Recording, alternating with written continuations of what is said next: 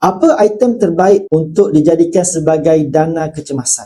Jadi tuan-tuan, di tangan saya ni adalah item 1 dinar yang beratnya adalah 4.25 gram dan satu lagi ini adalah item 5 gram.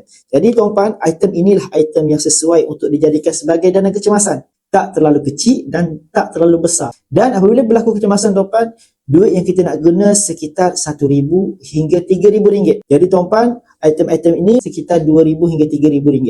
Jadi simpan sahaja item 1 dinar ataupun 5 gram sebagai dana kecemasan tuan-tuan. Ini adalah item yang sangat sesuai daripada apa yang dikongsikan oleh mentor saya. Kalau tuan-tuan simpan item dana kecemasan dalam bentuk 50 gram, tuan-tuan nak guna RM3,000 sahaja. Item 50 gram ni harga dia RM30,000. Maka tuan-tuan akan jual item yang besar, menyebabkan tuan-tuan dah jadi duit, tuan-tuan terguna habis untuk item 50 gram ni. Jadi tak sesuai lah untuk item-item yang besar.